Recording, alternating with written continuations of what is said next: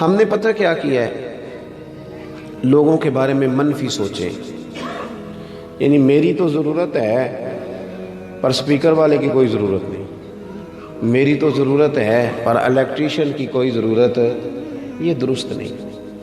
جو بندہ جس مقام پہ بھی ہے اس کی ضرورت کو محسوس کرے، اور اگر آپ کے ساتھ کوئی بندہ تھوڑی سی بھی نیکی کرے تو حل جزاء الاحسان الا الاحسان، نیکی کا بدلہ کیا ہے؟ مشکور زندگی گزارنے کی کوشش کریں۔ اب نہ ہمارے ہاں ایک سوچ ڈیولپ ہوئی ہے بڑی تیزی کے ساتھ، وہ یہ ہے کہ کسی نے بھی میرے لیے کچھ نہیں کیا، سارا کچھ میں نے لوگوں کے لیے کیا ہے۔ بلکہ بہت سارے بچے اب ہمارے بالخصوص جو ذرا 18-20 سال کی عمر میں کچھ کام کرنے لگ جاتے ہیں تو وہ تو کئی دفعہ کہتے ہیں کہ اس کے بعد ابا جی کو بھی خرچہ میں ہی دیتا تھا۔ آہستہ آہستہ یہ سوچ زور پکڑتی ہے اور انسان اکیلا رہ جاتا ہے۔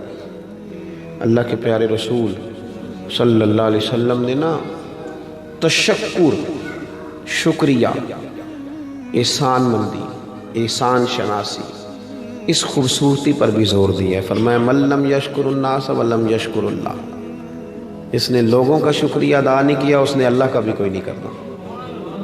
حضور پسند کرتے تھے تشکر کے جذبات، جزاک اللہ کے جذبات، خیر کے جذبات۔ یعنی اگر آپ کے ساتھ کوئی بندہ بھلائی کا کام کرتا ہے تو پھر کوشش کریں کہ آپ بھی اس کے ساتھ جواب میں نا اپنے بازو دیکھیں۔ مولا علی شیر خدا، شیروں کی باتیں شیروں کی طرح ہوتی ہیں۔ مولا علی کیا فرماتے ہیں؟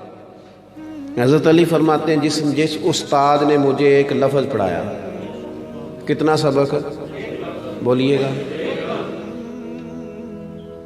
مانتے کوئی نہیں ویسے ہم لوگ اس بات کو، ہمیں تو جو سارا پڑھا دے وہ بھی ہمارا دل کرے تو استاد مانے، لیکن مولا کائنات فرماتے ہیں جس نے مجھے ایک لفظ پڑھایا، فرماتے ہیں وہ میرا استاد ہے۔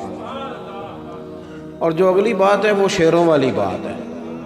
آپ فرماتے ہیں اگر وہ بندہ چاہے تو مجھے کوفے کے چوک میں کھڑا کر کے بیچ دے، میں استاد کے کہنے پر بکنے کو تیار ہوں۔ اتنی بڑی بات یار، اتنی بڑی بات۔ حالانکہ مولا علی کے استاد ایک ہی ہیں جن کا نام محمد مصطفیٰ ہے صلی اللہ علیہ، وہ صرف مدینے والے محبوب کے شاگرد ہیں، اس سے زیادہ نہیں، لیکن وہ ہمیں سمجھانے کے لیے بتاتے ہیں، ہماری تعلیم کے لیے وہ بتلاتے ہیں کہ تھوڑا سا نا تشکر کا بھی۔ اسی لیے اللہ تعالیٰ نے جہاں اپنی عبادت کا ذکر کیا وہیں ساتھ کہا وَبِالْوَالِدَيْنِ احسان، والدین کے ساتھ بھی احسان کرو تو مشکور رہیں، ممنون رہیں۔ ہم جب بولتے ہیں تو یوں لگتا ہے کہ جیسے ان کا کوئی آگے پیچھے ہے ہی نہیں، اسی بندے نے ساری دنیا سنبھالی ہوئی ہے۔ یہ انداز ٹھیک ہے؟ آپ تھوڑا تھوڑا، اور یاد رکھیں دنیا میں بڑا ہوتا ہی وہ ہے جس کا کوئی بڑا ہوتا ہے، جس کا کوئی بڑا نہ ہو وہ بڑا۔ اسی لیے میں اکثر کہتا ہوں کہ چودھری صاحب کا پیر کوئی نہیں ہوتا، کیونکہ وہ اپنے سے بڑا کسی کو مانے گا تو پیر پکڑے گا نا۔ پڑھے لکھے لوگوں کا بھی پیر ہے، آج کل مذہبی لوگ بھی، خطیب، واعظ، نعت خان، نقیب اللہ ماشاءاللہ، ان کا بھی پیر نہیں ہوتا، سب کی بات نہیں کرتا، اس لیے کہ کیڑا ہاتھے چڑھ گیا وہی سیدی مرشدی، ختم ہو گئی بات۔ کون مطلب کسی کو باقاعدہ مانے؟ اور ویسے بھی جو میری طرح کے لوگ ہوتے ہیں مرید نہیں ہوتے، وہ سیدھے سیدھے خلیفہ ہی ہوتے ہیں، وہ زیادہ آسان کام یہی ہے۔ اور پڑھے لکھے لوگ بھی یہ کام نہیں کرتے۔ اور تیسری بات، جس کے پاس 4 پیسے آ جائیں وہ بھی کسی کا احسان ماننے کو تیار نہیں ہوتا، کسی کو اپنا بڑا ماننے کو تیار، آپ اکیلے رہ جائیں گے، تنہائی محسوس کریں گے، آپ کو یوں لگے گا کہ میرے پیچھے شاید کوئی بھی دعا کرنے والا نہیں۔